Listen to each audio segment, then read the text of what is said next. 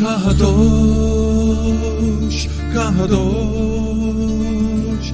אחד ישראל, ברוך שמו Adonai. Welcome. You're back with Answers for Our Time with Jessica Knock, your host, and Dr. Stephen Pidgeon, and our guest who's become quite a resident here, Jon Hallam from the UK, like myself. And it's always a pleasure to be with you, to connect with you. We have communication with you during the week, so it's not like we just meet you here on a Tuesday and a Friday. We really thank you for your engagement, for your prayer, for your support, your encouragement, your feed as to the teaching, what you want to hear more of, the questions that you have. And that's what it's about. So thank you so much. You know, today there's just so much to go through. Jon has provided another quality sterling PDF with so much information. And I know that many of you, because now Jon has opened up with Dr. P the scope of understanding that there has to be a Hebrew understanding where you look to the skies, which is Yah's clock, to understand the times and the seasons. But that's very new to some of you. And so you require more understanding at a basic root level to where both these gentlemen speak. And they're going to briefly bring you up to speed with that so that you can be at rest, that it's not astrology and that it's not anything to do with the zodiac, but actually very indicative of understanding where we are biblically. So that's important. We're here to serve you. We're here to build you, to encourage you and walk with you. And then the rest of the presentation, it's going through the seals again, coming back to the sixth seal, because there's so much more. And it's actually quite pertinently on Jon's heart that the information was released, that you know where we are. We're questioning why the Christendom itself don't look at it, don't accept it, that they continue to look for revival and renewal instead of understanding where we are, but then how the world system plays in that with a different narrative. And we're looking at the whys, the whats, and the whens, and the hows. So it's a really interesting, and actually far more from the temple to Yahusha, his return, his coming, Hasatan, the son of perdition. It is jam-packed. So I don't really want to take so much time, but I have to say that everything that we do, this brotherhood, as Stephen said before the program began, sisterhood as well, is because of you. We come in obedience because we want to walk this with you, learn with you, graft with you. Iron sharpens iron. And that's what it's about. You know, this might not necessarily, but then it is in line with what Jon is going to be sharing and Dr. P. I was thinking back to November, which is just a couple of weeks ago. And you're all aware, because Dr. Pidgeon has brought this to our attention many times now, about Israel and the COP27 convention, the climate change convention taking place there. It was actually hosted by the United Nations. It's no surprise that was a woke agenda. It is a woke agenda. It means cancel culture. That's what woke is. And this was specifically about introducing a 10 climate change commandment, as opposed to the 10 biblical commandments, the 10 devarim of the word. And, you know, it's called an interfaith group of substantial development. When you hear that title, interfaith, alarm bells. And then when you hear substantial developments, that's the second alarm bell coming out. You know, you can just see where we are in the world that we live and why we have to be concerned and why we have to take a stand and be ambassadors of the word and beacons of light, which is different to once saved, always saved, completely different. This initiative was for faith leaders worldwide to push their governments, their governmental authorities into climate change. This is the world leaders. This is the faith leaders, not just talking about Christendom, every different faith coming together, a multiplicity of faiths for this agenda. That concerns me. That worries me. That sounds the alarm bells. It's nothing to be clappy happy about, thinking that something wonderful is happening. They called this event the return of the Sinai, return to Sinai rather, a prophetic call to justice, a call to climate change. Again, there it's these alarms that ring out to you. They're saying that this is symbolizing the world's failure to protect the planet, the world's failure to protect the planet. But my question to you, You know, there was one thing before I asked this question. It was reported that there was an Israeli activist, environmentalist, who went up to Mount Sinai. Now, whether it's Mount Sinai or it's a different mount is regardless. But he went to that top of that peak and he smashed 10 tablets. That's complete blasphemy, complete and utter blasphemy of what has happened. You know, where have you heard that before? When you read in the word, you see that Moses, he was receiving the commandments from the Most High. By the finger of Yah, they were being written. And when he went down, he became angered because he saw the idolatry of his people of Israel, that he smashed those stones. What took place last month was a complete mockery as a result of that. And we have to stand, we have to recognize, not shove it under the carpet and say, oh, maybe that happened, maybe it did. Oh, it's nothing like that. We have to stand and address what is being done before our very eyes, not even hidden in plain sight anymore. You know, it's even more than that. So what they were actually doing last month is they were repenting for climate change.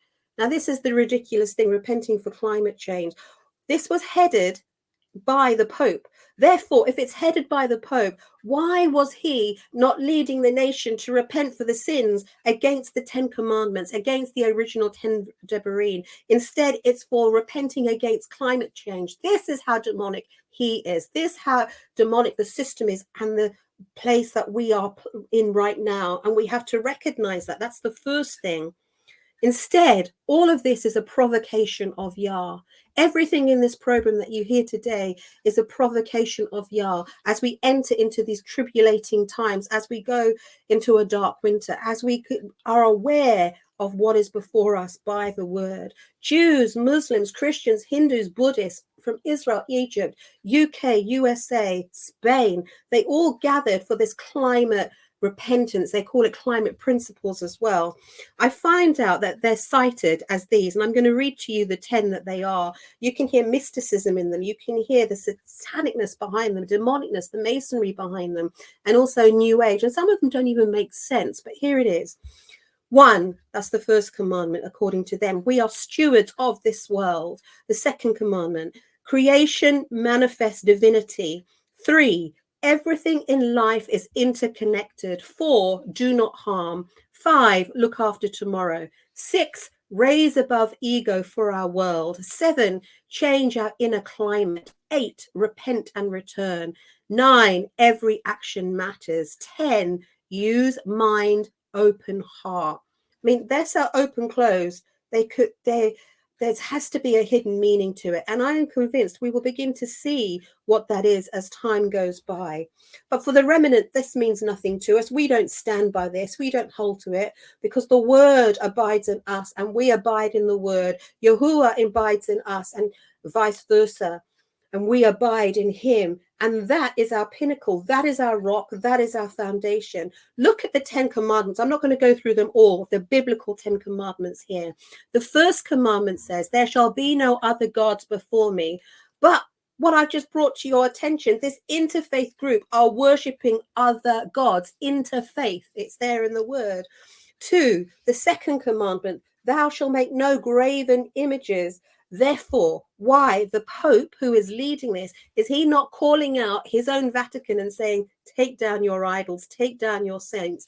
Do you see how ironic this all is and what blasphemy, what mockery it actually is against the sacred word, the biblical word as it stands? The fourth commandment, remember the Sabbath and keep it holy.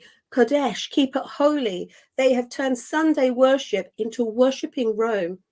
That's what it truly is. It's not worshipping Yahuwah. It's not coming into that worship that we know, but we have been trained to think it's by Sunday. And then you have people say, you're just being too legalistic. Let go. No, we can't let go of these things. We're coming out of Babylon and we continually have to walk out, address and confront.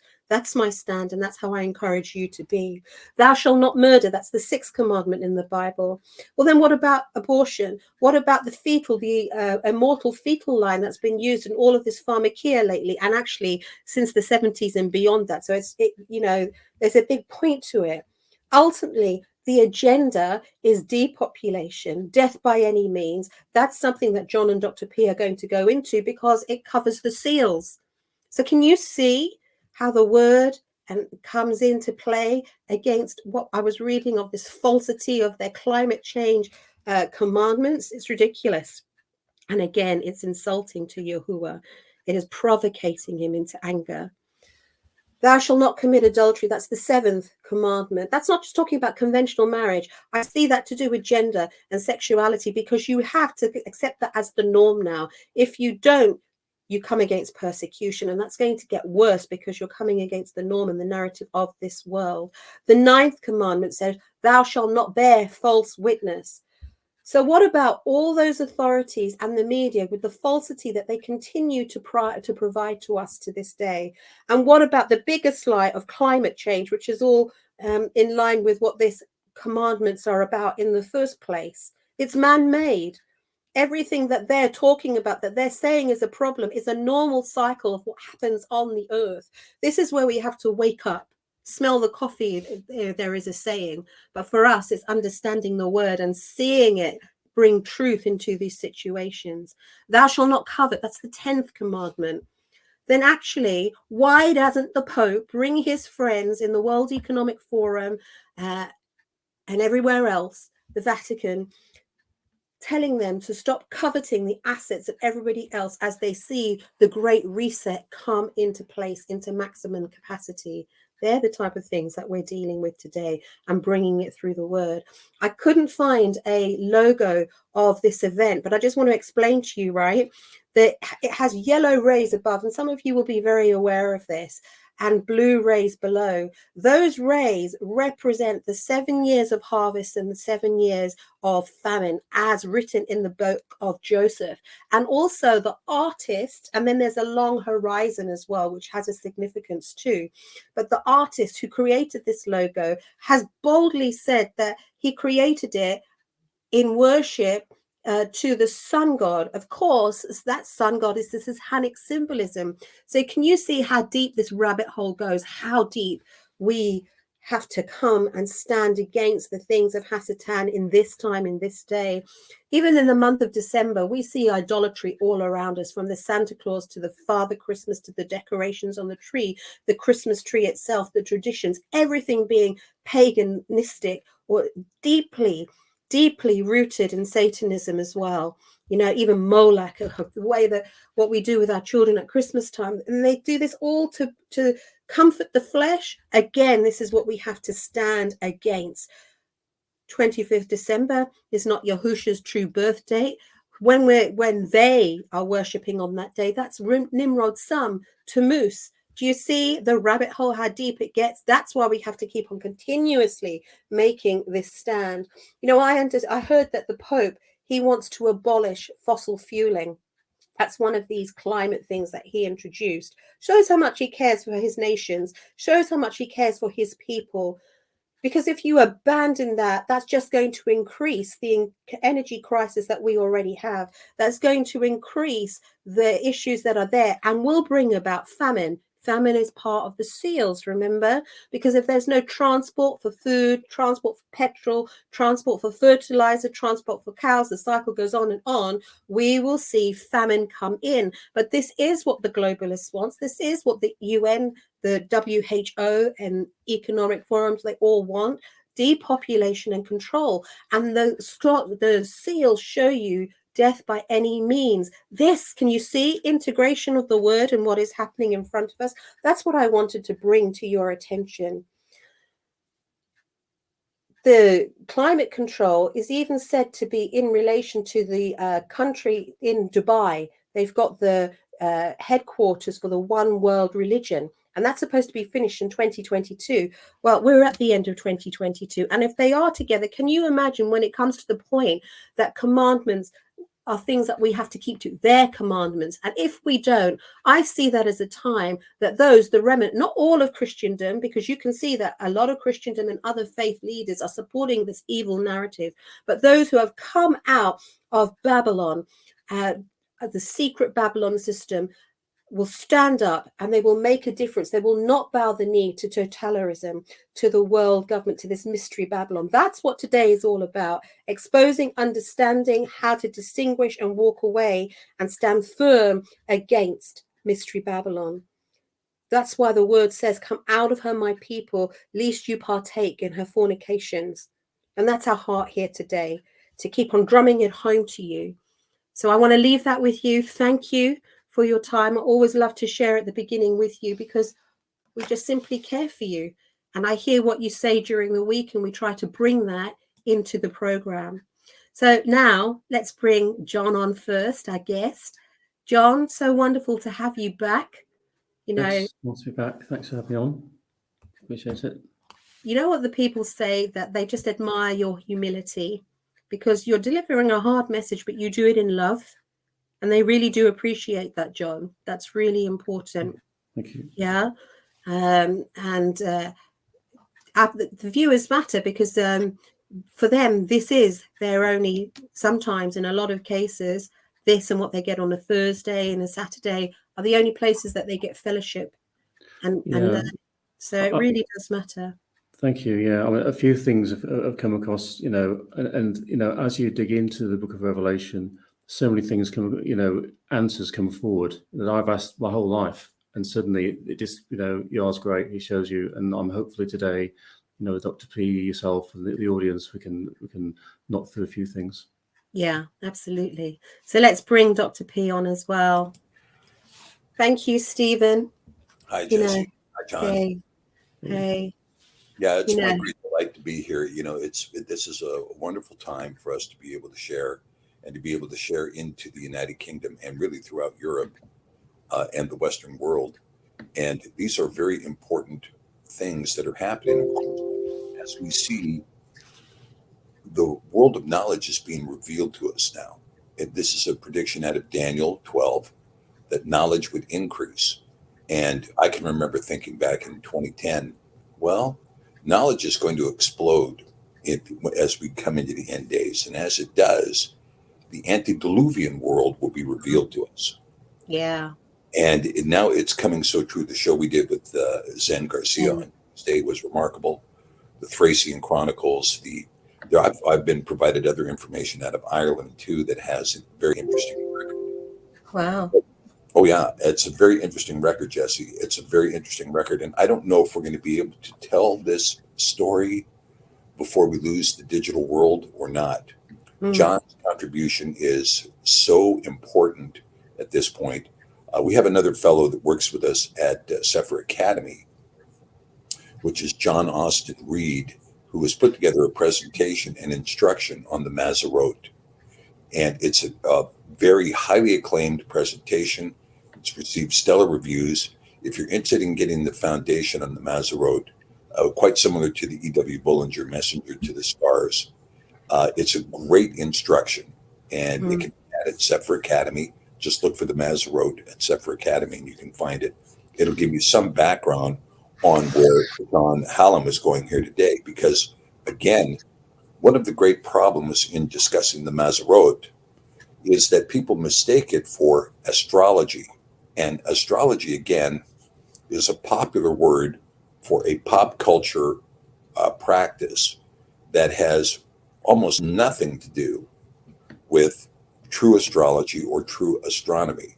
Remember that astrologia is a Greek word from the logic of the stars, and astronomos is another Greek word meaning the law of the stars. And these two studies are studies that have been taking place in human history since the very beginning of time. It's very clear in the antediluvian record, for instance, that the Gigantica temples on the island of Malta, which appear to be antediluvian, were erected to give a proper placement for the star Sirius. Some of the other the buildings in the pyramids in Egypt, the Great Pyramid being built at perfect north and supposedly built on the very center of the earth, that was its consideration at the time, also has a depiction looking at the stars, and in particular contemplating Pleiades. And we will see that the Pleiades, which is a very interesting aspect about the Pleiades, because I believe it's in Job that the Pleiades are discussed as stars who had come too early, in their appearance too early. And so the Pleiades are really not generally accounted for in the constellations that we see in the 88 constellations that we consider in the heavens.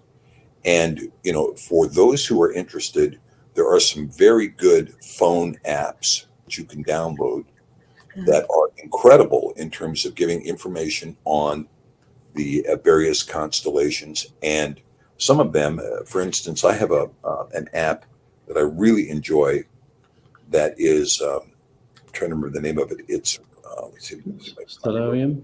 Yeah. it's a Stellarium, but I use, there's one in particular that I use that is, Starlight. It's called Starlight. And although I have several, but Starlight is a very interesting one because it gives more constellations than other downloads. And it's a free download. And so you can see the 80 constellations. It names the given stars of any constellation by hovering over the star, which is also very informative. And it also gives the event horizon. Now, the event horizon is a bit problematic for the flat Earth theology because, of course, there can't be an event horizon in the flat Earth theology. But there is most assuredly an event horizon that demonstrates that, for instance, Virgo right now is beneath the event horizon. Virgo is beneath the event horizon. And when Virgo rises above the event horizon, in particular her left hand and the star Spica, we see that the barley is in Aviv because her hand is holding the barley. And so when Spica comes above the event horizon, it happens in the spring and it signals the first month. In other words, it's a astral calendar giving us the date of the first month. Now, when we see these kinds of things, this doesn't have anything to do with Aries and Taurus and this kind of nonsense that's in pop astrology. Pop astrology, like pop psychology, is it's as meaningless as a deck of cards. I mean, it just really has no concretization at all. When we're talking, and the sign of the zodiac being idolized, worship. I've seen the sign of the zodiac, by the way, painted on the floor of the Dormition Church, which is the largest Catholic church in Jerusalem. It sits right next to the Temple of David, and you walk in the rotunda, and there's a gigantic zodiac on the floor right there. I've seen the zodiac painted on the wall of the most revered Orthodox church in the nation of Georgia. I forget the name of the town now, but it's up north of Tbilisi. And in that church, which has a number of things, it had a bull painted at the top of the cupola, has a woman with a timber levitating off of her, and on the wall is painted the sign of the zodiac. So you see that the zodiac was considered part of the Christian faith early on, at least under Constantine, when Roman Catholicism was initially created. However, the zodiac is not particularly relevant to our discussion today. We're going to be discussing biblical astrology, biblical astronomy, and we're going to be talking about the stars, in particular, in their relationship to what we see in Revelation. Now, some people want to freak out and say, "Oh, well, that's New Age pop zodiac stuff." Well, to do that is to shut your mind down and to really kind of engage in a form of witchcraft. There is nothing in my mind worse than mob mentality, because mob mentality reflects a number of things.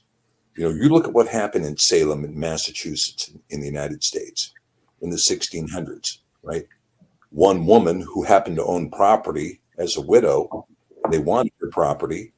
Somebody else, a girl, accuses her of witchcraft. And that's all she had to say. Oh, she's engaged in witchcraft. People go hysterical, they become emotional, and the urge to murder someone comes right out. Because, this urge to murder other people is found resident in the hearts of men. They don't want to talk about it, but you give a jury an opportunity to murder someone, and they will clamor for it. I have the legal right to hurt another human being. And they take full advantage of it. Oh, that person should swing. Oh, that person should be put in prison and the key thrown away. oh, that person should be burned at the stake. And so it was in the history of Britain and in the history of the United States that many people were lynched, many people were hanged, many people were burnt, and otherwise beheaded or killed by hysterical mobs that believed that they were righteous and had the right to kill someone else. And they did so out of ignorance and out of fear. And somebody triggers that little thing. Oh, that's pagan. Therefore, if you see somebody else doing that, burn their house down. Right?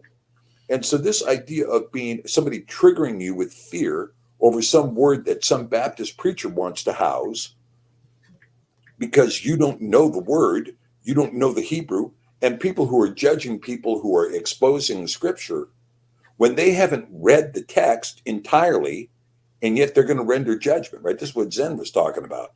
You haven't even read your 66 book, let alone read other scripture, but you're prepared to judge and to murder in your mind, to murder in your soul, to murder in your heart, and then to go on to murder in social media someone you don't understand. Mm. Now, if that's in your heart, you really need to go elsewhere and not participate in this discussion whatsoever. If you're the kind of person who's going to be hit with a panic switch and you want to burn someone, really go somewhere else and find someone else to burn. This topic is not for you. But when you talk about the book of Revelation, there is no question the average person who has had the opportunity to review Revelation 12 and compare it to the signs that were seen in the heavens on September 23rd, 2017, has recognized that Revelation 12, just hold on here. Let's just take a look and see what it says in Revelation 12. And let's see how Revelation 12 begins. It's a real problem for people who want to say that you can't look at the stars. And there appeared a great wonder in heaven. Well, where did the great wonder appear? It appeared in heaven. So, okay, your Baptist preacher tells you you can't dare look. Well, then just shut the book down. Get out your penknife, cut out chapter 12 of the book of Revelation. Just cut it out, get rid of it. How about chapter 15? It has another sign in the heavens. Cut that out. You know, the truth is that when you're in a church and the pastor is telling you, you can't read this, you can't read that, you can't read the other thing. And let's face it, Jesse, I think you know this. In the average Christian church, they never read Revelation, never. They never read the book of Jude, ever. Yeah. Mm-hmm. They never read the book of James. Well, they might quote one or two passages from it, but they never study the book. Mm-hmm. They never study the Old Testament. They read a few Psalms. They read one passage out of Malachi and the occasional phrase out of Isaiah. Yeah. To buttress their thing. They never read Leviticus. They're never going to read this, as one friend of mine said. Yeah, we started reading that part of the Bible where the gold pages were still stuck together. But they had never been opened, right? Yeah. And I can tell you, if you're in a theology that does not read 100% of the scripture, you're in a cult. Mm. It's that simple. You have been cut off from the rest of the word, and you're in a cult. You're in somebody who is you're in an organization that's manipulating the text for their benefit. Very sad fact. Very sad fact. Yeah. There you go. The heavens declare the glory. And so this is, if the heavens declare the glory, then get away from this business of that zodiac and New Age and everything New Age is blah, blah, blah, blah, blah. Where do you think New Age got its principles? They had to get them from somewhere. And some of them they adopted from the true faith. Now, here's the difficulty with this kind of thinking, okay, is that we have a poisonous world. There's no question that the world has been poisoned. But because some pop idiot decides that the zodiac can be used to sell tattoos, does not render the truth of the heavens irrelevant. Good point. Mm-hmm. Okay, so that's all I'm going to say. That's the preface to our discussion here today. Try to open your mind to understand what's being said and how the Mazzarote are dealt with in Scripture, and how the Masorot have a great thing to say about what's going on in Revelation. So John's expose today is going to be very important in that respect. Okay, John, so I'm turning it over to you, brother. Cool. Thank you, Dr. P. Jess, have you got the slides? Yeah. Yep. Okay, just one I moment. think we can be quite brief on the first couple, but let's go through them. Yeah. Lovely. So, look, we had this one the other week, and this is just highlighting the importance of Betelgeuse, which is 600 light years away, which is relatively close in, astronomical terms. Anything less than anything less than 1,000 light years is actually a neighbour. Okay, to give you an idea, the last explosion was about in the 1980s, and that was 26,000 light years away. So 600 light years is quite close, right? In Sirius, the star is only 6 light years away, which is really close. So we're talking relatively, in terms of the stars we're going to talk about tonight for Revelation, of very close objects. Okay, so Jess, do you want to move to the next slide? So this slide, we kind of talked through this already, and Dr. P. Hold on just a second, John. Let's go back to that last slide for a second, because I want to explore this just a little bit more, if we can. Yeah. Okay, so we see there are 3 books with 4 constellations and 12 deacons, right? 3 books with 4 constellations and 12 deacons. Okay, so book 1, the Redeemer, the suffering of Mashiach. Book 2, the Redeemed, the result of the Redeemer's suffering. And book 3, the second coming. Okay, absolutely outstanding. Okay, so we see that in these stars, we're seeing in that Betelgeuse, the coming of the branch, Regal, the foot of the one treading underfoot, Al-Rai, the bruising, Bellatrix. Now, these are the stars of Orion.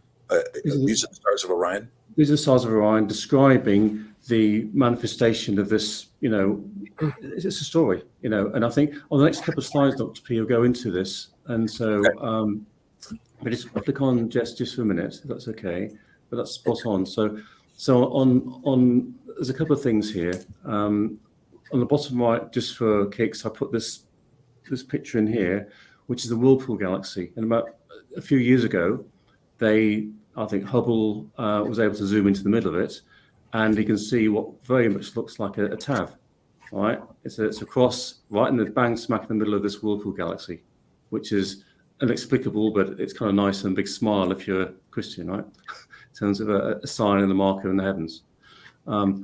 Top right, you've got Flavius Josephus, who quotes obviously from Hebraic sort of antiquity, that Seth, the son of Adam, invented that peculiar sort of wisdom which is concerned with the heavenly bodies and their order. Okay, so this goes from pre-flood, like you're saying, Dr. P, and it comes from the royal line, effectively, through Adam and his sons. So it shows that, that was the thinking of the time, and it's something, as you say, is a pointer to something which, treated properly, i.e., if you want to see if you're going to win the bingo or the lottery next week, that's probably not the right use of the stars, right? But if you're looking at it with a biblical context, then you must keep your eyes open. As you say, Revelation 12, if we didn't have that sign in the stars, we could be anywhere in the past 2,000 years of Revelation, right? So we know that tribulation has been going on for 2,000 years. And how do you date stamp? When you live 70 to 80 years by strength, how in a man's lifetime can you time and look at things? Unless you look at things like you mentioned before, like the archaeoastrology, and look at the Sirius links in Turkey and in Malta, things like that, you have no idea of the passing of time. And it's only by looking at these things that you can get an appreciation for things. And then, we can then take a measurement and think, actually, in that 7,000 year period, we are 6,000 years down the line because of X, Y, and Z. And it proves out the flood. It proves out possibly the exodus from Egypt, as we look at things in this slide deck, etc., and various other things that have happened. So that was just really good point. Useful. And of course, in those days, they didn't have this type of a clock. So when you put it in that perspective, you can understand it. But sometimes the obvious needs to be made known so that they can get it in perspective. Because like Stephen said, if they're not teaching certain parts of the Bible, it's like a cult. And so they've got to shift from this understanding. So both of you have really nailed it now. And I think you're really helping and have helped now clarify it.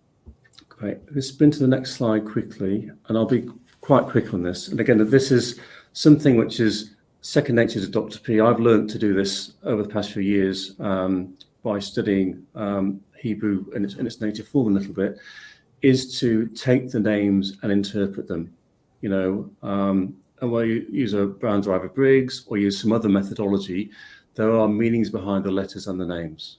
Okay, so you know, if we take, there's a common one here that comes out in the different circles over the past few decades, and it's the names Adam to Noah. And if you look at the Hebrew descriptive for those, then it comes into a sentence on the right side, which shows the whole story of the Torah, effectively, in terms of man-appointed mortal sorrow. The blessed gods shall come down teaching. His death shall bring despairing rest and comfort. And that's the story, effectively, of the Torah, with, you know, Christ coming down, redeeming, and giving us comfort, effectively, okay, which comes out of the first names. Now, that came just out of the names. Using the same principle on example 2 here, you had Aries, which again, this is another Latin overwrite, rather like, you know, what we're seeing there with all the books being, you know, possibly reauthored in the you know, the 1st, 2nd, 3rd century. You know, likewise, the Mazzaroth here is, you know, Aries. It was a ram, but it's actually a lamb. So in Hebrew, it's Tela, the lamb. There's no horns on the original side. The name in Akkadian is Bara Zigar, which Bara is altar, Zigar is right making, which is the sacrifice of righteousness. And the other stars, the chief star on the forehead is called El Nath, called wounded or slain. And next star left is El Sheratan, the bruised or wounded, and bound. So that gives you an example of how to interpret a constellation, quite a minor constellation, but an important one. And it comes with the whole book. Now, Jessica, you go to the next slide quickly. Again, I don't want to spend too much on these stars, but it's important just to get the flow. So this slide is going into this final book, which is the 3rd book, is, as Dr. P says, it's equivalent to the book of Revelation. And it's called The Second Coming. The different chapters in the book are self-explanatory. It's the Messiah coming to rule. And the first deacon, or the first small star sign in there, with the abridged meaning, is, you know, is Orion, light breaking forth in the person of the Redeemer. And it's Orion that we're seeing the first star, the supernova. And the supernova is happening in that star on the right side called Betelgeuse, which means the coming of the branch. So that's why we start interpreting these things and starting to put the breadcrumbs together and understand how we move forward. Now, look at the very top. We've got the Messiah coming to rule, which is the Taurus, the bull, and it's the bull coming for judgments, which is why he's charging. Okay. Now, Shur Hebrew means the bull coming to rule. Now, his right eye means the leader or governor. Now, if you look at the Pleiades on the right, you can see it says the congregation of the judge. Now, from Dr. P, what I mentioned a few weeks ago, which is the seven cities in Turkey forming the sign of the Pleiades, effectively, then there are the 7 churches. The 7 churches would type with this being a congregation in definition. Okay.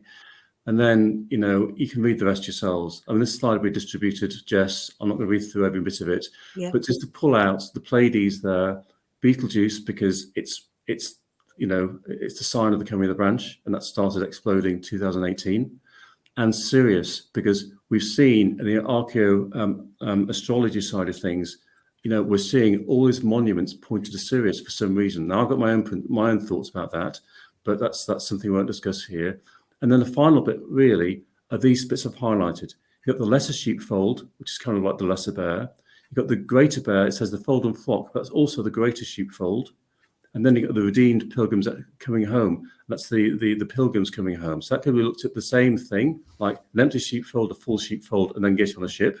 Or it could be 3 different things. It could be a lesser sheepfold for a group, the bigger sheepfold for another group, and the redeemed coming home for the 144,000, for instance. But it depends how you interpret things. But it's important to have an open mind when you read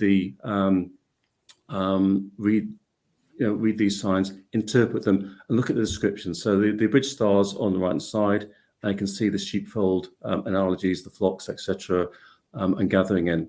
And the final book there is the destruction of the serpents, the cup of divine wrath being poured out, the cup constellation, and the crow. Okay, so this enforces scripture. It doesn't pull it down. It's when read properly, it really helps our understanding. And as we go through today, I'll pull out a few of these points. Okay. Yeah. Okay, let's be. Yeah. So we just want to flip forward. Another one. So Is that right? the next slide. Next Yes, slide. It's still on the previous one for me. I don't know. This one's saying the sixth seal. Is that too far ahead?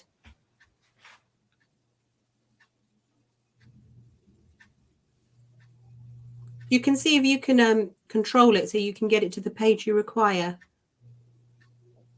It's frozen. Yeah, John's got a little bit of a bandwidth issue going on here. It's so interesting, Jesse, what he's talking about here. If Stuart will stay on this slide for a second. Which one do you want, John? This one right here that he's got up right now. Okay. Mm-hmm. See here, Ursa Minor and Ursa Major, right? Of course, now these two constellations are extremely important here in Alaska. In fact, Ursa Major appears on the state flag.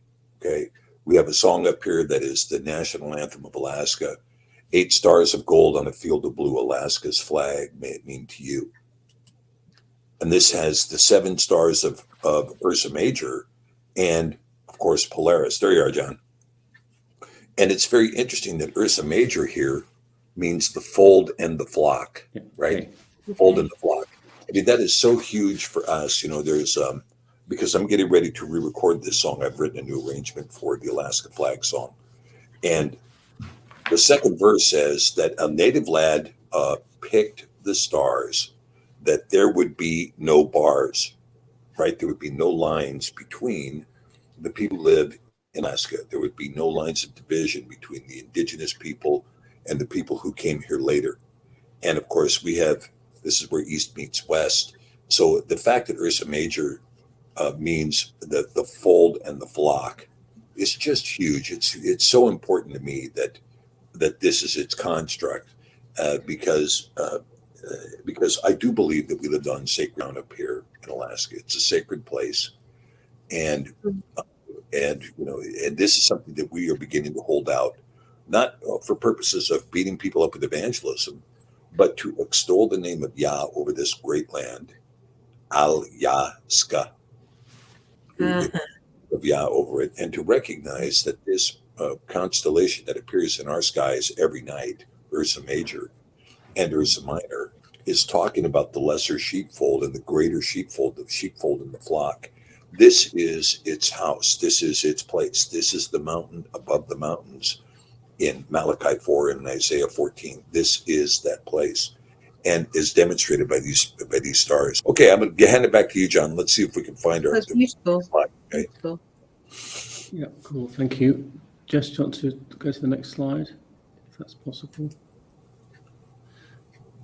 Fine. Okay. Is my voice coming okay? Yeah, you're fine. Great. Yeah. Okay. So one of the worries is none of us want to be caught out with anything, all right? And the sixth seal has an unexpected arrival. Why is everyone caught out? You know, if you look down at the highlighted text there, you know, Peter says it comes as a thief in the night. Luke says, you know, for as a snare shall it come upon the earth that dwell upon the face of the whole earth. Matthew says, but for that day and hour knoweth no man, no, not the angels of heaven, but my Father only. And before the flood they were eating and drinking, marrying and giving into marriage until the day that they Noah entered the ark, and knew not until the flood came and took them all away. So shall the coming of the Son of Man be. And at the bottom there, you know, Mark mentions, you know, it commandeth the porter to watch. You know not when the master of the house cometh. Now, all of these things as a snare, you know, it's there for the people who are not watching. Okay, it's going to come upon them and take them down. So, you know, I'll put a few, I mean, you know, audience, I don't know what you think, but, you know, I'll put a few things up there. Is the world distracted by wars, rumours of wars, you know, popular news? Is the mainstream church just not accepting that we're actually in tribulation now and they're looking for another revival rather than restoration? Yeah. Is it that the people we're expecting other things to happen, actually happen. So, for instance, some people don't think the seals have started opening. Some think the first 2 have opened, but we might be at seal 6 tomorrow, right? And people might be in denial. So we have to have an open mind, is what I'm saying. And like Stephen said, sorry, Jon, just a very quick point. Like Stephen said, because they haven't been thought about these books, even from Revelation, even day before yesterday, I met people who don't know what the seals, bowls, and the trumpets are, yet they don't think the tribulation is here or don't understand end times at all. So that's what you're dealing with. So yeah. Yeah, cool. So that's a question to everybody, right? I think that's just to pinch ourselves and keep us awake. That should be quite sobering. If we go to the next slide, if that's okay. So then what is the sign? So we're told that, it's going to come upon us, but what are we looking for? So if you look at this now, I've done a bit of a matchup again, and I've done a couple of things at the bottom here. So we know the sign says it in Matthew 24:29. Again, we know this, the sun will be dark and the moon shall not give its light, and there shall be a sign of the Son of Adam in heaven, okay? In Revelation, again, now if we do the matching, the crucifixion is a foreshadow, right? The reason I mention this is for a couple of reasons. One is there's some whenever the Torah has specifics about times and about numbers, more often than not, they mean something. So when it says, for now, from the 6th hour darts until the 9th hour, that's 3 hours, all right? Does that mean something? Does that mean it's going to be 3 days, like in the plagues? Does that mean it's going to be 30 days, like a month cycle, a moon cycle, like, another book says that could be the case, from seeing something to arriving. So that's consideration. But if you look at the crucifixion, it had darkness over the land for 3 hours. It had an earthquake where the rocks were rent. It had beneath that, it has a resurrection, because it had many bodies of the saints which slept arose. And Yeshua, as he was going to the cross himself, was pulled across by some women, and he said, then shall I begin to say the mountains fall on us and the hills cover us. Now, all of those key in straight to the exact language of Matthew and Revelation of the 6th seal. The events are like the 6th seal, and as we move forward into a couple of the next slides, there'll be some more questions there, especially when it comes to the resurrection aspect of it. Okay, now it's interesting because Pontius Pilate wrote letters about this, and his are quite visceral compared to this. Sorry, just going to go back a slide. Sorry. Quite visceral about it, and he was saying things such as the earthquake hit Egypt, and the whole of the north part of Egypt was shaken.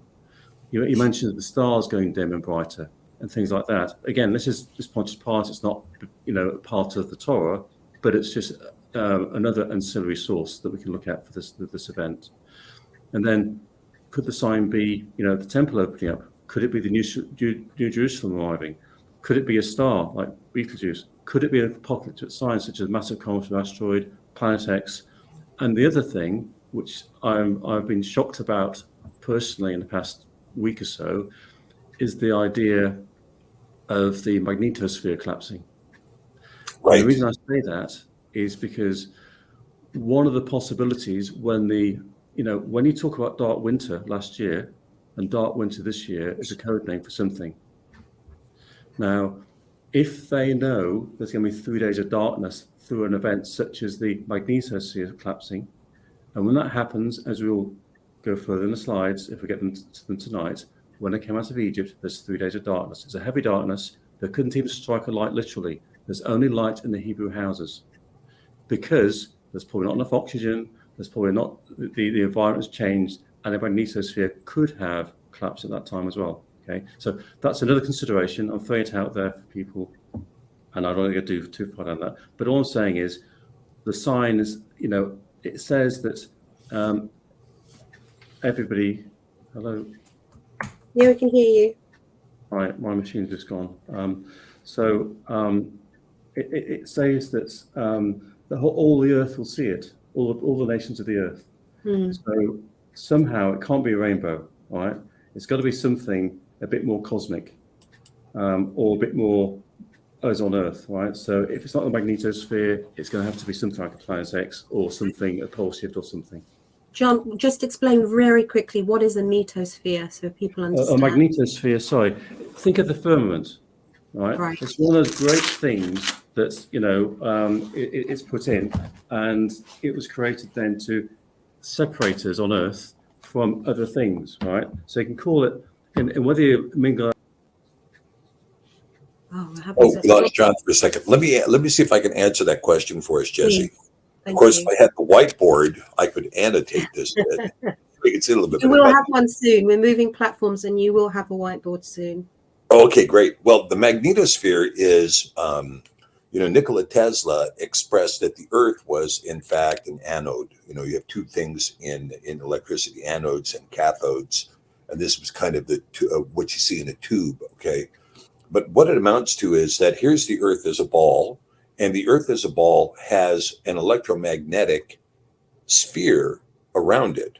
And it generates from the poles. So you have the North and the South Pole like this, and then this sphere goes out kind of like an apple around the Earth. Right. So it's at its narrowest point at the South Pole, it's at its narrowest point at the North Pole, and then it expands out around the Earth, and it creates an electromagnetic shield, an electromagnetic sphere that encircles the Earth. Okay. Now, this electromagnetic sphere. Now, a lot of people who hold to the flat Earth ideology, they think that the Earth is covered with some kind of a dome, like plastic, maybe, or glass, or something like this. But the dome may be atmospheric. The dome may be, for instance, a radiation, the Van Iron radiation belt. Yeah. In addition to that being encompassed by the magnetosphere, which is a magnetic property, electromagnetic property that completely encompasses the Earth. Now, this electromagnetosphere prevents excessive UV radiation from the sun from coming in, and it also gives us, it's kind of a force field, if you will, that blocks certain things because of the gravitational expression. So when John is saying the magnetosphere is going to collapse, this would be absolutely huge. A collapse of the magnetosphere. And of course, right now, there's many discussions right now because of the move of the North Pole, which John Barr was talking about last night, that the magnetic pole has shifted. Because of that, we get this inordinate. So instead of having a perfectly shaped set of spheres that put the Earth like this, one is big like this, and the other one's little like this. And this is a magnetosphere imbalance. And this, the Van Allen belt, there you go. And this magnetosphere imbalance allows a lot more UV radiation to come into this side of the planet than this side. And there's people who believe that CERN is affecting this right now, is affecting the magnetosphere. And again, this kind of idea, if this magnetosphere were to completely collapse, we would be exposed to massive radiation, not only the sun's UV radiation from any CME, coronal mass ejection, but also from the UV radiation coming in from Betelgeuse and its supernova, and from other places. Okay, that's enough, John. Go ahead. I'll give it back to you. Cool. Thanks, Dr. P. Appreciate that. So exactly. So, and for that sort of event, it would probably happen toward the winter if it's weaker, maybe, with other events outside, but you may have no warning. Okay, so this would be could be wake up tomorrow and you hear a roar in the heavens and then it's gone. It could happen. Okay, so we're told on the previous slide there's a roar and the heavens are all apart. So we don't know. We can only speculate. But I was kind of in my mind thinking you get some prior warning, and you get 30 days, whatever it's going to be, and so on. But it could be that it just arrives so quickly that nobody has chance. Okay, which is why we're caught out, possibly. But we need to have our eyes open, is what I'm saying. Okay, Jess, pop to the next. So this one is an interesting one again. I've debated myself for some time about when Satan's fall happens, how it happens, and when the fallen angels arrive on earth. I've cogitated about this verse, and it says, obviously, Revelation 12:10, and I heard a loud voice say in heaven, now has come Yeshua and strength in the kingdom of our Elohim and the power of his Mashiach, for the accuser of our brethren is cast down, which accursed them before Elohim day and night. Now, did that happen at the crucifixion, or did it happen at the sixth seal? Now, I tied in a couple of things here. on the seventh trumpet, which is tied to the sixth seal and seventh seal, as we said on the previous show, it says very similar words. Instead of a loud voice saying, it says, there's a great voice in heaven saying, the kingdom of this world has become the kingdom of Adonai and his Messiah, and he will reign forever and ever. Now, those are very, very similar terms. They're not identical, I get it, but they're very, very similar. Then I started looking at, well, what does Satan's fall mean? So on the bottom right there, we know that our aspiration is to be Yahad, right? One mind, as in John 17, 19-26, with Yeshua, and so we're with them in body and spirit. Adam and Eve 7:4, Adam does say that he named everyone after Yahweh's mind, okay, after the Father's mind. So to name every species of animal and everyone by the Father's mind, he must have had the mind of the Father, okay? So, we then come into the fact we've got two wills in the universe now. We say the Our Father, we say, thy will be done. His will, not Satan's will, or this earth's will. So the first fall, I think, was that he lost his Yahad with the Father, because he's got a second will. The second one, again, I'm on thin ice here, but it's a conversation, is that at the cross, Satan's power diminished. As a restrainer sent to the earth, and Yahushua becomes direct mediator for mankind. Now, at that point, did Satan lose access to the third heaven? Now, the reason I'm saying that is that when we had the temptation of Christ after 40 days, there's some very specific terms used as part of that, okay? And he says in Luke 4:2-5, I'll just read it off here, sorry. Being 40 days tempted of the devil, and in those days he did eat nothing, and when they were ended, he afterwards hungered. And the devil said to him, if you be the son of Elohim, command this stone to be bread. And Yahushua answered him, saying, it is written that no man shall eat from bread alone, but by the very word of Elohim. And the devil, taking him up to a high mountain, showed him all the kingdoms of the world at that moment in time. So, how could the devil take Yahushua up to a mountain and show him all the kingdoms of the world at that moment in time? I did a Google search, and I did search for empires of the world. And I was shocked. I got 271 empires that have happened, okay, since the historical records, 271. So does that mean the devil showed Yahushua 271 kingdoms that would happen in the future and then in that moment in time? Or did he say, oh, here's Rome at that moment in time, forgetting the fact that all these other kingdoms would happen afterwards? The reason I'm saying that, and again, just as a knock on your head, is does that, I'm arguing that Satan, perhaps before crucifixion, which is just before the crucifixion, he took Yahushua up to the third heaven, possibly, where it's out of time, and he was able to see things beyond time and look at all those things at once. Now, that's a bit of a leap, I get that, but it's a possibility that, that the first fall of Satan was to lose Yahad. The second fall was to be removed from the third heaven to second heaven. And the sixth seal, he's lost access to the second heaven and comes down to earth, because that's where he is.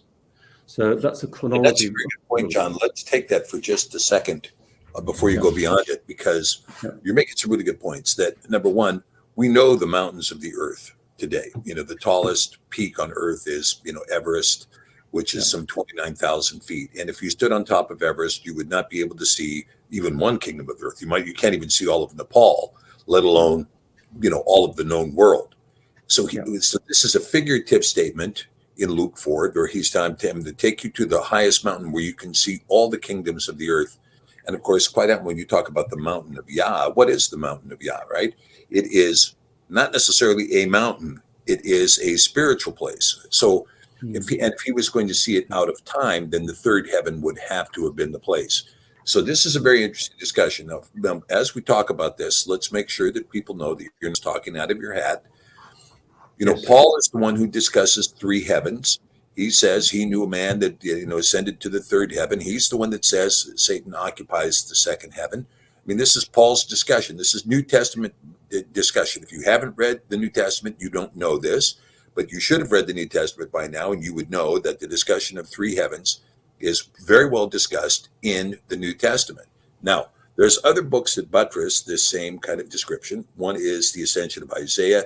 Another is Third Baruch, that talks about the number of heavens. And of course, when we see the discussion about 7 heavens being discussed in the Ascension of Isaiah, this 7 heavens is very similar to the 3 feast days where all the males in Israel were required to go up to Jerusalem. All the males going up to Jerusalem for 3 feast days includes the first spring feast, which had 3 feasts in it, Shavuot in the middle, and the 3 fall feasts. So technically there were 7 feasts at 3 times of the year. We have the same heavens, 3 heavens, 3 in the top of the heaven, second heaven, which is 1, first heaven, which has, or the third heaven, which has 3. And so here, the point you're making is that at the time of the cross, after Satan shows Mashiach, the kingdoms of the earth, from the third heaven, where he can see them out of time. So he sees all empires out of time. He's from the beginning of time to the end of time. Then Satan loses his ability to accuse the brethren in the third heaven and is restricted to only the 7th heaven. Okay, and I'll take it back to you now. Go ahead. Yeah, no, cool. So the consideration is that it's also, it says in here, his is but a short time. Now, if he fell at the crucifixion, 2,000 years by anyone's standard isn't a short time. I mean, if you're eternal, perhaps it is, but for an earthly being, 2,000 years is still a long time. So I'm betting through logic and through gut feeling, I suppose, instinct, and from what we discussed now, that he falls at the 6th seal with his angels, okay, or certainly in the latter part of where we are now. Okay, Interesting. If we split to the next slide, if that's okay. So this one's a bit colourful, but it kind of summarizes a little bit. And the thing about this slide is the people groups, 1, 2, 3, 4. Now, Jess, I don't know about you, but I was brought up with the, as Dr. P says, right? I was brought up in a certain, as a Catholic, right? When I was young, I left the church for 30 years and came back in 2017. And I was brought up, my parents were, quite spiritual, but they believed in the pre-trib rapture. And I was told from the age of 8 to 15 or something that there'd be a parallel world, we'd be all, escaping everything, not seeing anything, etc. And I kind of believed that because I didn't really go to church for 30 years until I came back, that must be the thing. But then, you realize through reading the word that if you only read a tiny bit of the word and you look at Thessalonians only, where one is, one is at the grindstone, one is taken, it can be interpreted as you want to. But until you get into the book of Revelation here and you start looking at the fact that Yahweh talks about the first resurrection, implying there's more than one resurrection. And the various groups. So let's go through this, if that's okay. So on the left side, at the top, I've put in the earth. Then I've got what's happening on earth, what's happening in heaven. Below, I've got the seals and the trumpets. Okay. On the left side, it starts off, in the book of Revelation with the 7 called out assemblies, 7 menorahs, 7 stars, chapter 1. It also says, I, Yuchanan, am your brother and companion in tribulation. So that's our second witness that tribulation started at that time, 2,000 years ago. Then we look at heaven. We've got the Lamb who is worthy, the seals being opened, and we've got the under altar slain saints. Now they're saying, how long, Father? We've been under this altar. When, and he says, and on the next, I'll go into that in a bit more detail. And anyway, they have white robes. Okay. So then we've got the sign of the heavens at the top, the 23rd of September 2017, which is a notable marker. And it puts this tribulation not being 2,000 years ago, but being now. And we've got to start watching the clock. It then moves on to the line there with the black, the sun turns like a sackcloth, etc., and a moon turned to red, are those 2 circles. And that's a line. And that line is the 6th seal breaking. Okay. And at that point, you see on the 7th seal, you got half an hour of silence. And if you look at the words for that, and the top where it says chronology, it says in Revelation 6:1-7, for that day of his wrath has come, and who shall be able to stand? And the very next says, and after these things. So it's saying it's a continuation of Revelation 6 and Revelation 7. It should be read together. And after these things, I saw 4 angels standing on the 4 corners of the earth, holding the 4 winds of the earth back. So we then have a chronology where we're going to the 6th seal, 7th seal, half an hour, holding back the 4 winds. We then go straight on, and it says it has the sealing of the 144K saints. In heaven, it's got the prayers of the saints in chapter 8. And it says, and after these things I beheld a low great multitude, which no man could number, of all nations, of all kindreds, of all peoples and tongues, and stood before the throne, before the Lamb, clothed with white robes and palms in their hands. Okay. And again, on the next page, I go into that a bit more detail, but it says that these are the people that come out of the Great Tribulation. And they've got white robes and palms. Okay, so again, we've got a similarity joining there of the white robes and palms, white robes on the left, and those people. So that's one possible resurrection. Okay, again, just bear with me. Then on the sealing of the 144K saints there, if you move further on in chapter 14, it says there's 144,000 saints before the throne.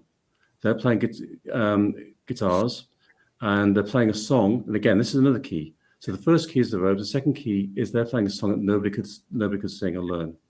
Okay. Directly after that, the chronology has the harvest of the earth in chapter 14. So they have the those which are taken out. Then you got the harvest of the earth, and then the sea of glass mingled with fire with the overcomers. And they're playing a different song, which is the song of Moshe. Okay, so that's your third group. And then right at the end on the right, you got the fourth group, which are those not written in the Lamb's Book of Life. Okay, so now this is a lot to take in. It's something which you have to read through and just take to your spirit and see whether you agree with this or not. But yes, if you go to the next slide, please, it goes into a bit more detail on these groups. And it says, so the first group is kind of the tribulation fallen martyrs in the white robes. So I can read through just to join it together. It says, and when he opened the fifth seal, I saw under the altar souls of them that were slain for the word of Elohim and for the testimony which they held. And they cried with a loud voice, saying, how long, O Yahweh, holy and true, do you not judge and avenge the blood of them that dwell on the earth? And white robes are given unto every one of them. And it said unto them that they should rest for yet a little season until their fellow servants also and their brethren that they should be killed as they were should be fulfilled. So looking for more martyrs, right? And then it goes straight into Revelation 7:9. After this I beheld, and lo, a great multitude, which no man could number, of all nations, of all kindreds and peoples and tongues, stood before the throne and before the Lamb, clothed with white robes and palms in their hands, and crying with a loud voice, saying, Yeshua is our Elohim, who sits upon the throne, and to the Lamb. And all the angels stood around the throne, and about the elders, and the four living creatures, etc. And it goes on, and it says, these are they which came out of the great tribulation, and have washed their robes white with the blood of the Lamb. So that looks to me like it's people group one in terms of these all. And again, this happens. It says these aren't the ones that came out of wrath, or these aren't 144,000. They're the ones that came out of tribulation. Okay, with white robes. The second group, the 144,000 saints. And again, this one. There's the wisdom of Solomon actually helps with the explanation of this, to be honest. We'll go on to that later if we have time, or the next show, whichever. It says 144,000 saints. And it says, and I looked up, and lo, a lamb stood in Mount Zion, with him 144,000, having his father's name written in their foreheads. And a voice from heaven, the voice of many waters, and the voice of the great thunder. And I heard the voice of the guitarist playing their guitar. And they sung, as it were, a new song before the throne, and before the four living creatures and the elders, and no man could learn that song but the 144,000, which are redeemed from the earth. So they're playing a different song that no one can learn. Okay. Then straight after that, there's the harvest in Revelation at 15:2, and it says, "Saints coming out of the fire of judgment and wrath sang the song of Moshe." So it says, "And as I saw, as it were, a sea of glass mingled with fire." There's a clue. There's glass mingled with fire that come out of great troubles, all right? And they had gotten a great victory over the beast and his image and over his mark and over the number of his name and the southern sea of glass had the guitar of Elohim. And they sang a song of Moshe, the servants of Elohim, and a song of the Lamb, saying, "Great and marvelous are your works. Ye are Elohis to Zephath." True. Sorry, my screen's going off and on. A few glitches tonight.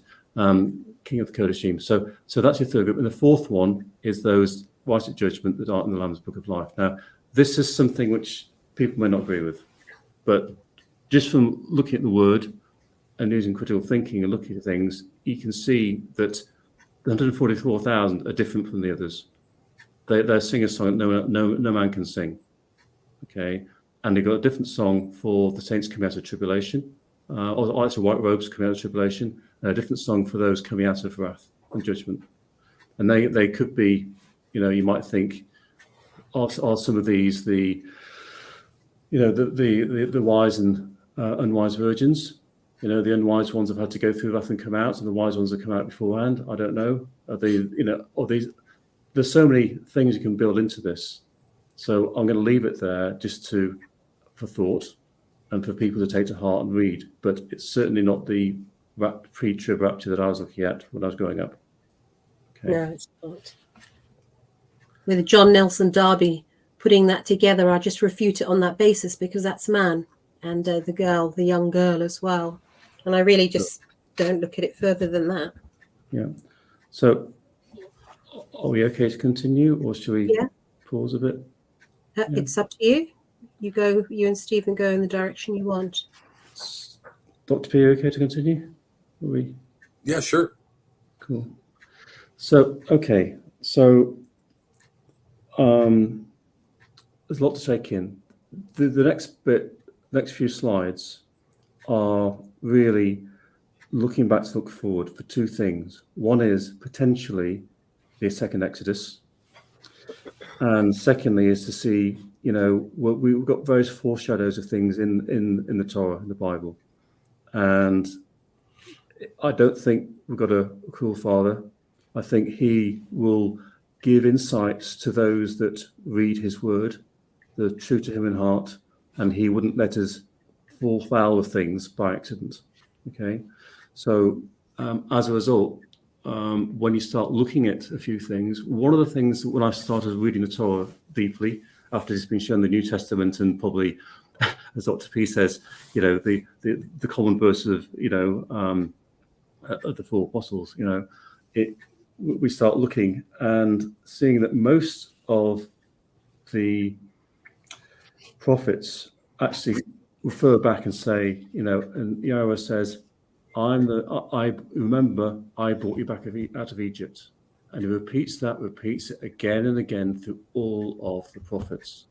Now, I've always thought, that's interesting. Is that a key somewhere?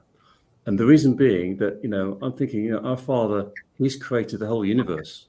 He's created marvelous things. He's created all the beauty around us, the butterflies, the trees, and everything else. But he keeps coming back to Egypt. And he says, I was the one that brought you out of the land of Egypt. So one of them could be, hey, look back to there. The other one could be, as I put on the top of here, we're kind of at the end, we're in Jacob's trouble, which implies we're in the time of Jacob now. And we started it in Egypt, right, as that family. So he's looking at that family as being his redeemed from the earth. And so it starts in Egypt. So, it starts there with Joseph's rule and Exodus 1.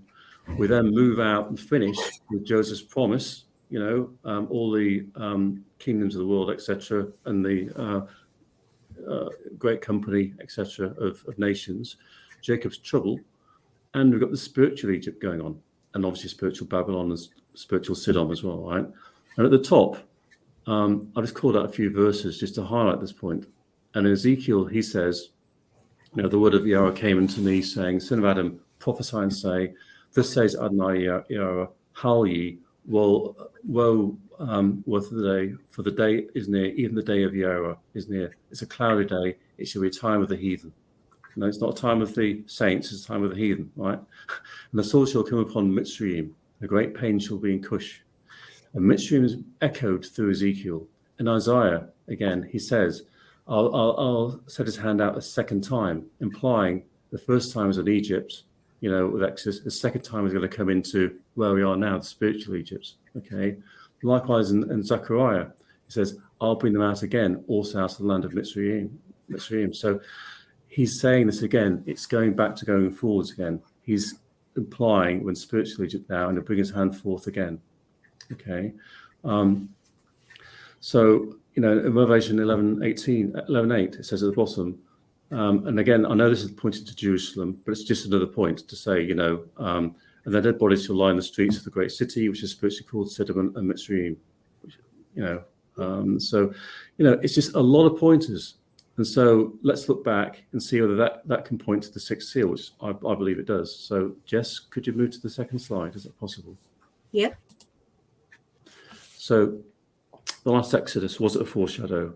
You know, I mean, the high level view is, you know, it's quite factual. When you start looking at the plagues, you know, there's the frogs, there's the blood, there's all the different plagues, and it's quite factual. But you've got to think, and when that happened, it must have been absolute hell on earth, you know, for the people living in that area. Right? It's not. It's easy just to talk through it. So, I'm suggesting that the second Exodus will come in the same manner, right? And the sixth seal looks very much like that. Now, Jess, could you just drop to the next slide? To that point, John, you know, the Cole book, the Coel book, that's a part of the Colburn Bible, but it's the last 5 chapters. And the Coel book describes, of course, the time period around the first Exodus. It describes a planet X being, you know, off the horizon there, and men's hearts failing from fear for what they see coming upon the earth. And those plagues are consistent with the idea of, for instance, just recently, the Dead Sea turned red.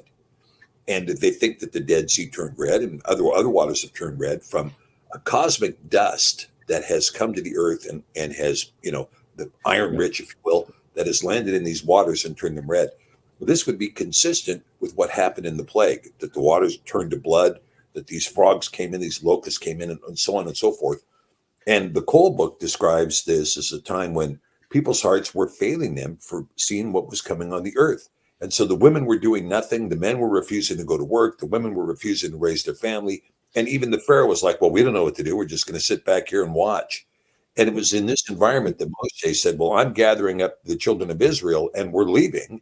And we're going to come under the tutelage of Yahweh and a new living law.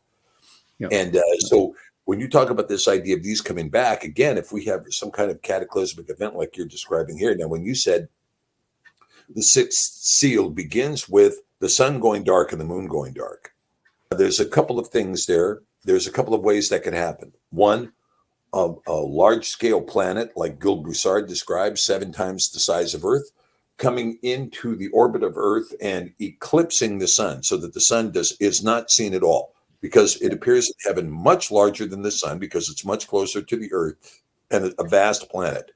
And if it were to cut off the sunlight to the Earth, then the moon too would also go dark because, of course, the moon is illuminated by the sun. So the moon too would go dark, and then we would see that darkness. Now, another possibility is that we see something that was described by my friend Doug Vogt in a book he wrote in the 1990s, where he believes that the sun will, that in fact what the sun is a very small reactor at the center of the sun, and what we see, this yellow cloud around it, is actually its surface.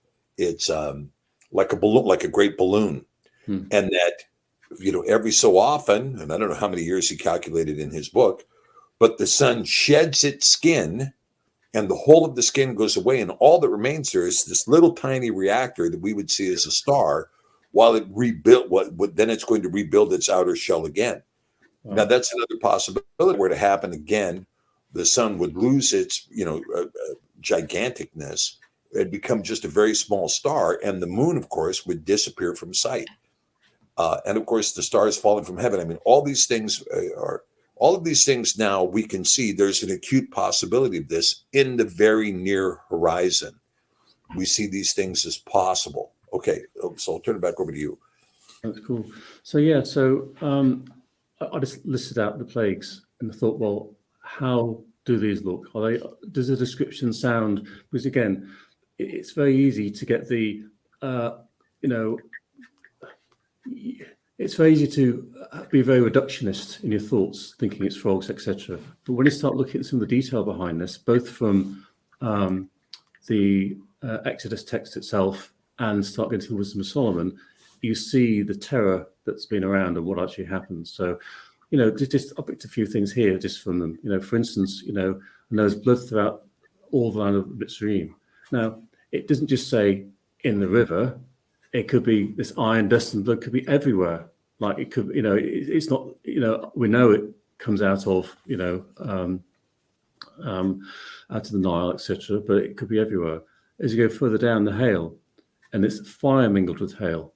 You know, it's very grievous, such as none like it in the land of Mitzrayim since it became a nation. And it smote every herb of the field and broke every tree of the field. So all the trees, all the, you know, grass was burned up, if you like, and all the trees were broken down. That sounds a bit similar, like the sixth seal. The darkness happened, and it's there for 3 days, and it's a darkness which should be felt. And again, I'll put in brackets at the right side there. In the Hebrew dwellings, they could have light, but nobody else did. So something supernatural happened there, which meant that the darkness was not a normal darkness. Okay. Mm-hmm. You know, what's interesting too, when we look at the idea of blood, you know, blood in Hebrew is the word dam. And so when we see the name Adam, we see this aleph tied to the blood, which in the Hebrew would mean the aleph prefix meaning I will be blood, Adam. And the word red is spelled exactly the same way, aleph dalet mem. So Adam, aleph dalet mem, red, aleph dalet mem, blood, dalet mem. So you can see very close the link to the color red and the word blood. That's interesting. So, Jess, what's the next slide?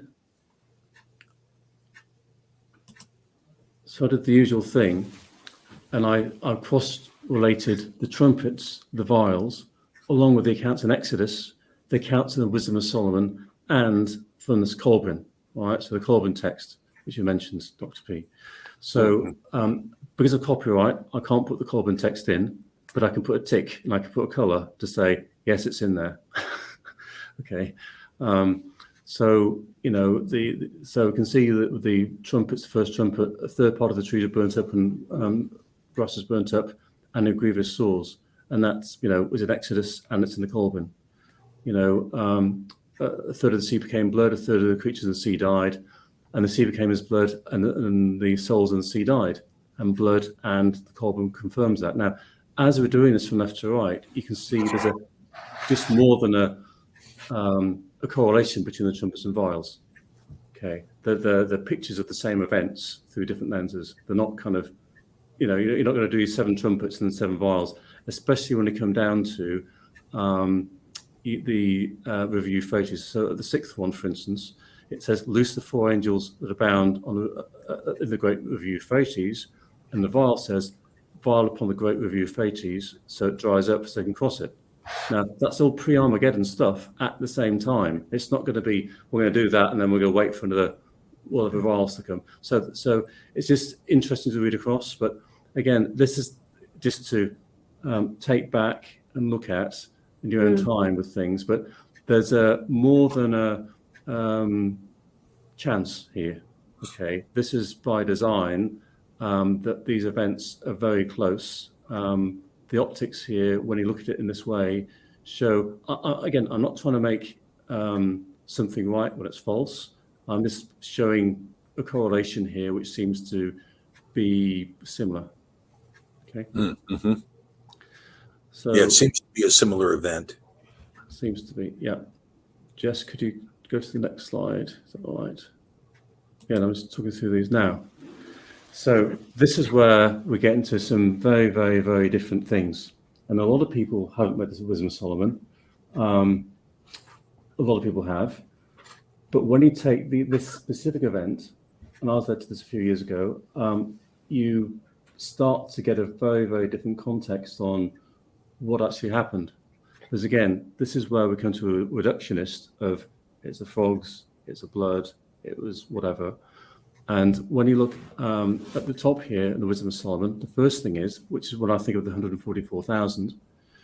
Again, I don't know who these wise men were, but let's just read the first bit. It says, "For the righteous children of good men did sacrifice secretly, and with one consent made a holy law." So their saints made a holy law. He's the wisest man ever to be born. Says that the saints should be like partakers of the same good and evil. The Father's now singing out the songs of praise. So somewhere in the heavenlies, because I'm assuming it says good men, and there's nobody good but the Father, so I'm assuming that these must be more perfect than human beings, or maybe they're ancients before pre-flood. That a law was made that the saints should go through and taste the wrath, not have wrath, but taste it. And then if you see at the bottom here, the very bottom of the page, it says overcoming the destroyer. On 1825, there's a Psalm, it says, "Unto these the destroyer gave place. I was afraid of them, for it was enough that they only tasted the wrath." So these are God's own people. He's basically, we're in this situation, we're here, we've got to use him as our wing, as our shield, as our butler, etc. Okay, as protection. But we are assigned to taste, but not to be destroyed. Whereas the heathen are there to, we're not the in his sights, as it were, when it comes down to the wrath. I don't know if you agree. I mean, it's written there. This is one of the teaching in when you're talking about the wisdom of Solomon. The teaching there is, I think, instructive on this, right? So that he overcame the destroyer not with the strength of body or the force of arms, but with the word subdued him that punished, alleging the oaths and covenants made with the fathers. Now, this is this kind of teaching is something that we can't talk about here today, John, because we just don't have the time. Yes. Because there's so much involved in this particular teaching, the idea of covenants being made, and there's been many covenants made. And then, of course, one of the places of the covenant is Cardiff. Cardiff is the place of the agreement, Cardiff. And really the history of the difficulties of the British Isles is all predicated upon the covenants made with the fathers. Whether you're talking about the covenant of John Plantagenet, or you're talking about the covenant of Elizabeth I, or you're talking about the covenant of George IV, or the covenant of George VI, or the covenant of Queen Elizabeth II, there have been covenants made. The covenant of Brand the Blessed, the covenant that was made in the 3rd century with Hadrian, all these covenants that came out of Cardiff and other places have affected British history radically. And these covenants, these contracts, if you will, are to this day still holding people to an that should not be kept at all. And by the word of Mashiach, we see that these are, punishment comes from these covenants that were made, right? And so this is why we just are not going to be able to talk about this, because there's just so much to discuss. No, I get this it. past Solomon, right? But I'm putting it out there for people to look at and to look at themselves, because we need to look at things with as many optics as possible to try and discern the truth. And if you look at the cleansing of the earth bit, it's really that's the wrath, right? That's the judgment. And if you actually read, so it shows again, I never thought judgment would have happened during the Exodus, but maybe for the firstborn it did. And if you actually look at the justification here, what happens? If I just read a few sentences, I know we're getting late, Jess, but I'll be very quick. It says, "For while all things were quiet and silence, and the night was in the midst of a swift course, thine almighty word leapt down from heaven out of thy royal throne." So again, this is coming from the throne, the judgment, as a fierce man of war in the midst of the land of destruction. So again, the land was in destruction. Like the trees have been broken down, there've been earthquakes. There's no light, etc. And he brought thine unfeigned commandments as a sharp sword, standing up, filled all things with death, and touched the heaven, but it stood upon the earth. So basically, it's on the earth to the heavens, and he was there. Now, this is the interesting bit. Then suddenly visions of horrible dreams troubled them sore, and terrors came upon them unlooked-for. And one thrown here, another there, half-dead, shewn the cause of his death. For the dreams that troubled them did foreshow this, lest they should perish and not know why they were afflicted. So he's going to give signs and dreams to those before they're destroyed, so they know exactly why they're destroyed. And I think that's a key thing, that basically, as a father, he would not let anyone perish unless they knew why they were perishing. And I think for the firstborn, this is probably, again, a foreshadow of what may happen at the sixth seal when things happen, and as we move on to through the trumpets and the vials, potentially. It's just Well, for those who are viewing this, John, these passages you're quoting here are out of the Wisdom of Solomon. This is Hokmah Solomon in the Sefer. It's in the Sefer, and this is chapter 18 and going into chapter 19. So for those of you who want to read this, take the time to go through it and read this particular chapter and see what your own discernment brings. Yeah. So Jess, that was it really. Dr. P, I just wanted to have a walk through that in the hope that the PDF might be useful to people to look at themselves and just question a few things. I've been on a journey myself, putting this together, but it's important for us just to be discerning, open-minded, ready for tonight, tomorrow, next year, the year after, for the world to change, and to rest in Yah. He's our only Savior, and nothing else, physical or otherwise, can help us. Amen. Amen. Great word, John. Great word, and a great teaching today. Thank you, brother, for preparing this.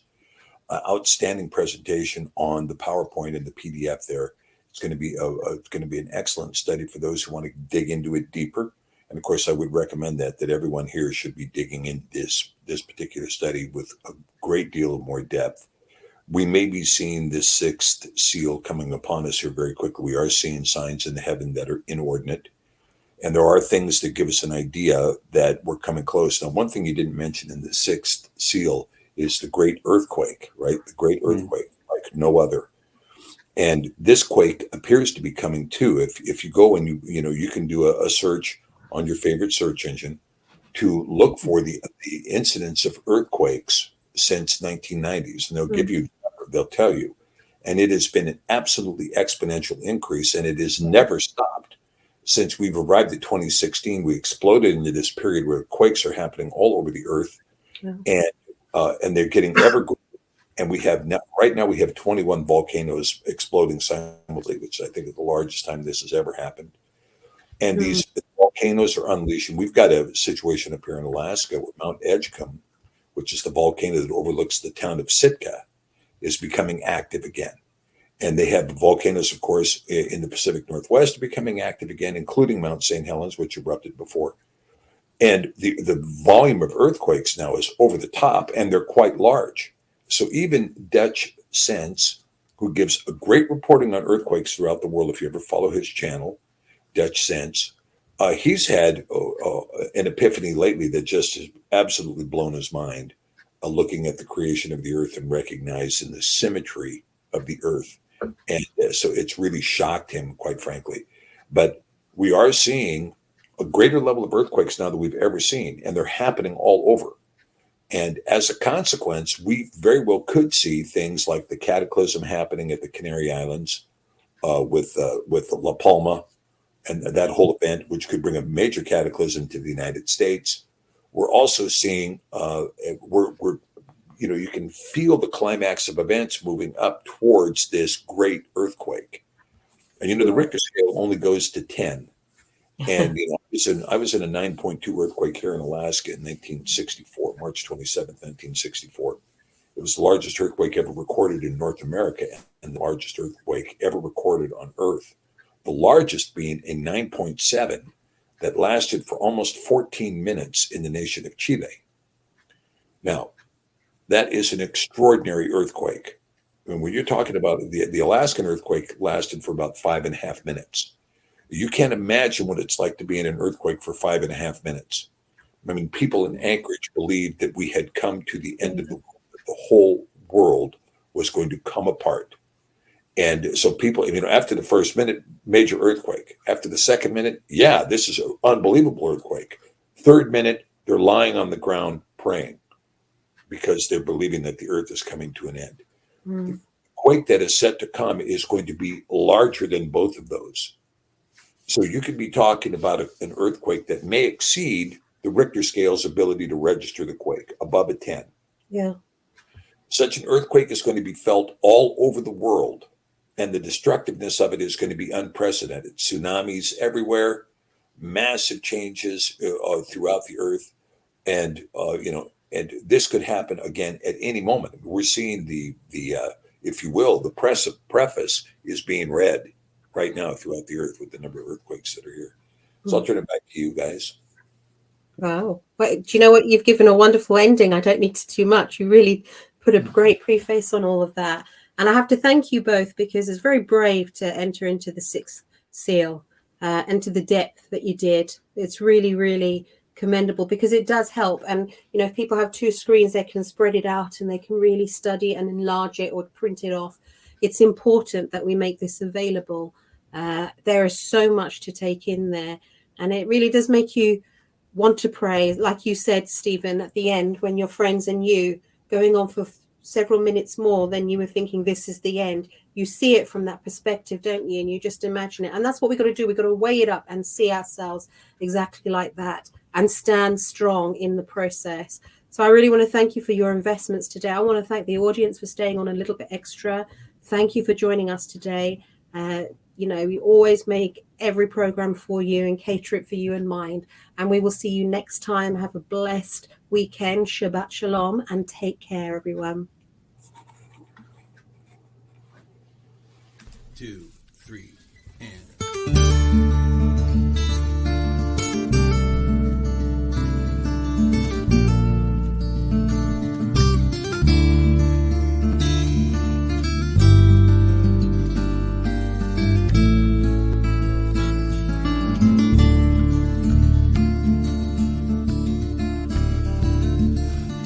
Kadosh, Kadosh, Echad Yisrael, Baruch Shemo.